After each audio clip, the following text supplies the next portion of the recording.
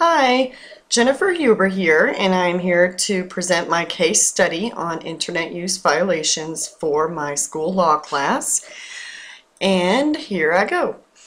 To start off with, Category 1, I know that there's a teacher at the school that has received an anonymous email threat. What the email actually said was, "Who wants Miss Walker to disappear?" And that can be construed as threatening. I know the teacher is very upset, doesn't even want to stay at her own home. And I also know that this teacher has had problems before with parents and students because she has a very rigorous class. And I also know that I've tried to work with her on creating a less stress-filled environment, and that hasn't worked out very well. So those are the things that I know. Next, let me go back a slide here. I need to know who sent the email. I think that would be really ease of a burden off of Miss Walker. I also need to know what the district's protocol is for this type of situation. I need to know what the district's attorney has to say about this. I mean, we have to take any and all threats seriously, and so I really do need to know who sent this email. Next, what is the problem exactly? The problem is that a email has been sent to a teacher that is threatening to her, and therefore to me. Next, steps to resolve the problem. First of all, I need to call and speak to the district's attorney to find out what the protocol in the district is. If I need to contact the police, then I need to do that. I also need to call and talk to the associate superintendent of secondary schools and let them know what's going on. I wouldn't ever want to surprise them with anything. And also I need to call the district technologist and find out if they can figure out who sent this email.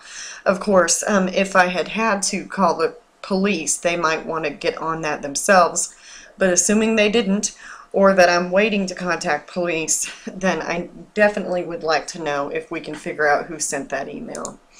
Next, proposed plan of action. Strategies I would use to implement my plan. First of all, I would be very calm and assure Ms. Walker that as a district we're going to do everything we can to find out who sent the email and take appropriate steps after that with whoever did it. I'd be very diligent in calling the people in my action list. That would take priority. I also would document everything I was doing to deal with this problem, particularly if it would be used in some sort of litigation later if there was a real threat against this teacher. So those are my plan of action. Next, how do I resolve these issues based on promoting the success of all students? A school is a community, and I need to always make sure that I'm considering what's best for all students. I know that we don't want to create some sort of scandal in the district. It could very well be just some silly kid doing something to try and scare his teacher, but it could also be a genuine threat, and so we have to follow district protocol. In this case, we need to take it seriously until we find out that it isn't serious. And probably that's what would happen, but I can't just, go on the assumption that it is not a threatening email. It's best for students, too, that we have teachers that are not afraid or feel threatened in the school.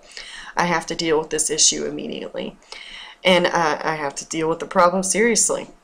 Next, examples of data from the case. I know that in the case it talks about how the students in the school are very affluent. They have the latest in technology. I know there's a lot of competition in the district for valedictorian and salutatorian spots, and so that would create a high level of stress for these students. And I also know from reading the case that parents and students have both complained about Miss Walker's class, her rigor being too rigorous and poor instruction. My guess, because the students were having a really hard time working in that class. And that could be from a myriad of reasons. It could be that her class is too rigorous, but it also could be that the students don't want to stretch themselves and work harder. We don't know that at this point. Debrief the problem. What was I thinking, feeling, and valuing as I responded to the problem? Firstly, I'm currently a teacher myself, and I know that I feel sorry for this teacher. I feel like all the hours that she's putting in for this job and all this work that she's doing, I imagine she feels that she's trying to make a, good class experience for these kids, and she's trying to make them work harder, and she's getting a really bad response on that.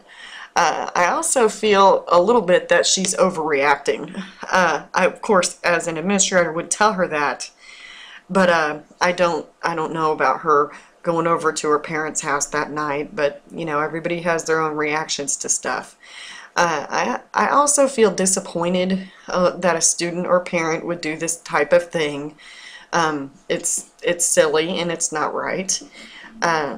And then last on this, I do feel as though it's probably some kid acting very childish and pulling a prank, and that the child probably has no idea the seriousness of what they have done.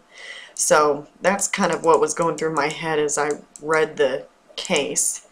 Next, issues that are unresolved and open for further investigation. I really would like to know who sent the email. It may be the child they referred to in there. It may not. It could possibly be a parent. We just, in this day and time, we just really don't know. Is there something I can do in the future to make sure students know that they can't threaten people via the internet, even if they are at home? Maybe there can be some sort of addendum to the internet use agreement that students have at school, where we teach students you can't do this kind of thing. I also need to know, maybe there is something else going on in Miss Walker's class that's continuing this problem that she's having with students and parents, or maybe the situation is worse than it was before. And so I need to kind of, do some investigation on that as well.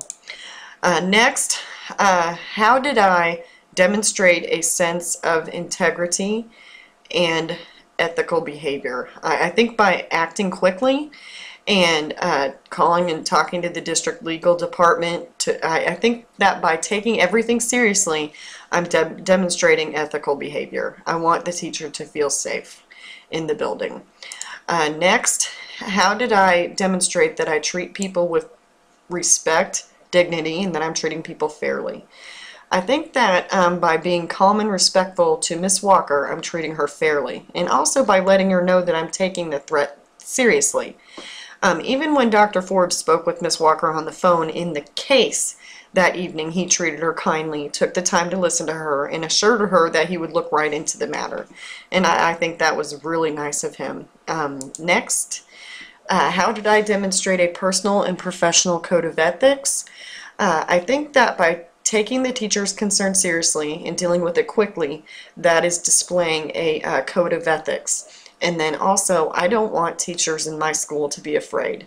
And I need to make sure that they know they can call me, that they can contact me anytime, and that I always will have listening ears to hear them, that I'm demonstrating a personal code of ethics as well as a professional code of ethics. I wanted to add something to this, some further thoughts.